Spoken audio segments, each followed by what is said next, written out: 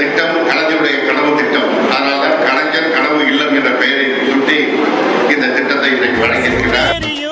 எந்த நெருப்பும் தொட்டதுண்டு உன்னை சுட்டதில்லை, சத்தியத்தையும் தருமத்தையும் காத்திருக்கும் எங்க தருமதொர இங்க நடமாடும் சூரியனை கும்பிட்டு பொங்க வைப்போம்.